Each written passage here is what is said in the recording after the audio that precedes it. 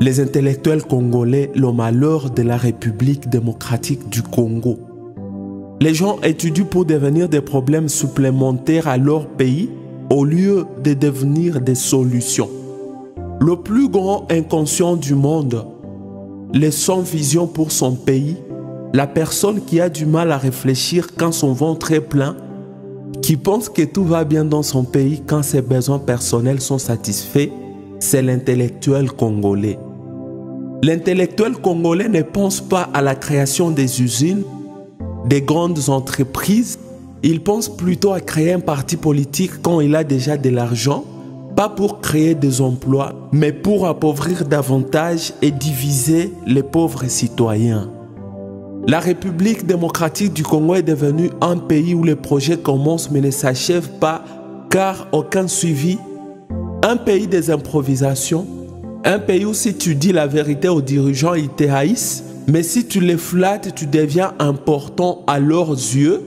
Un pays utile quand il s'agit seulement de gagner de l'argent. Mon pays n'a pas de système politique de gestion. Même les frontières congolaises sont gérées de manière à énerver toute personne qui a de l'intelligence.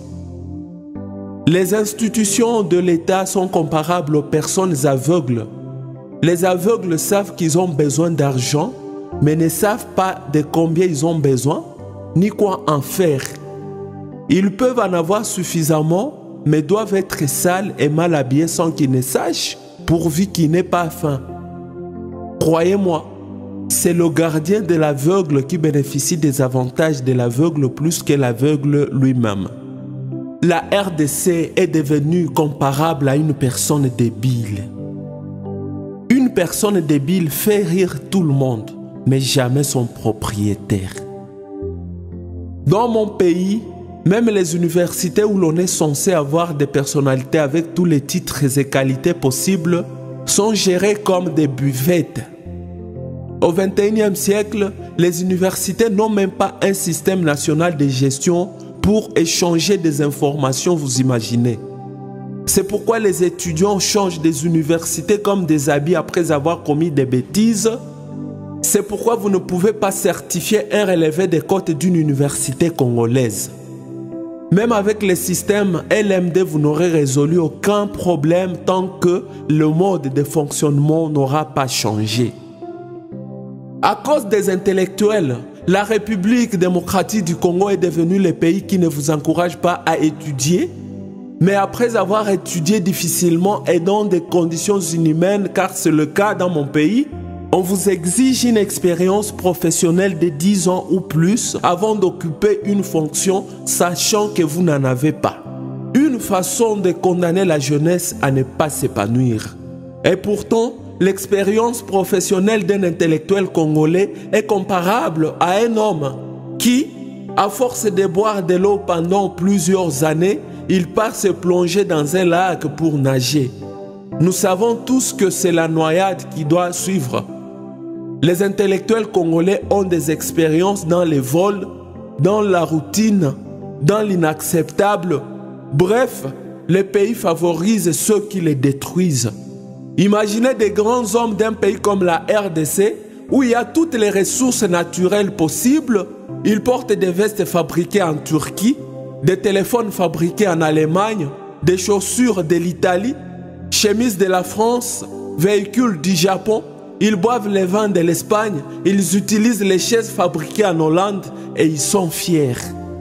Mon pays est un champ de la veuve où les vaches des voisins, les chèvres, les moutons et même les poules mangent des arbres sans crainte.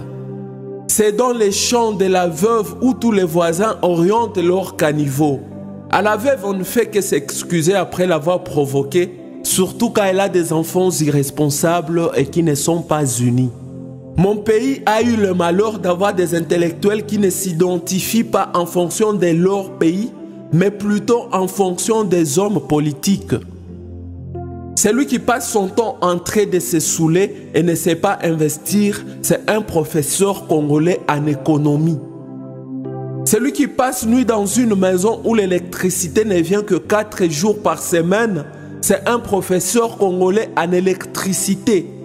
La RDC est le seul pays au monde où tu verras un entrepreneur créer une entreprise et même des emplois, mais l'État l'aide à tomber en faillite.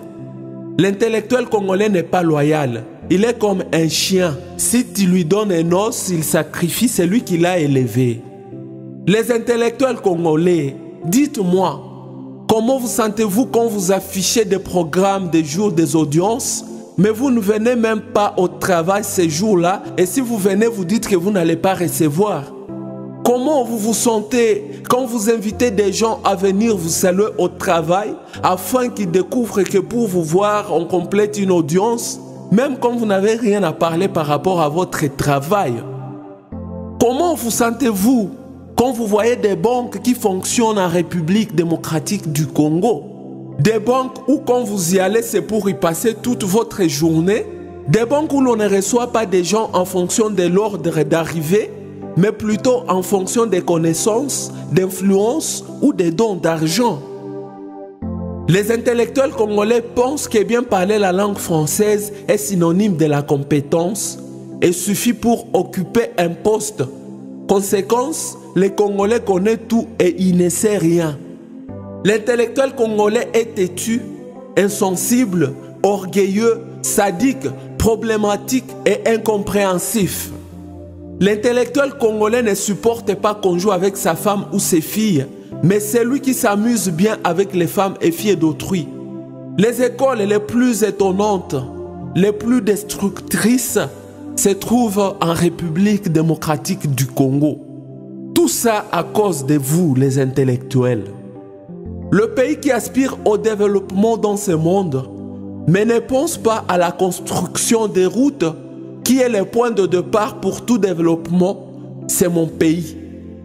Il est pratiquement impossible de quitter chaque province et atteindre la capitale par voie routière dans mon pays qui compte 26 provinces, mais nous continuons de rêver. Toutefois, depuis des décennies, les dirigeants ne pensent pas à construire des routes, mais ils savent distribuer des véhicules aux honorables qui ont déjà tout, aux professeurs d'université, aux athlètes, dans une capitale où les embouteillages énervent déjà tout le monde. Nous sommes un pays où les enfants de la maison se font la guerre au moment où les étrangers nous prennent tout.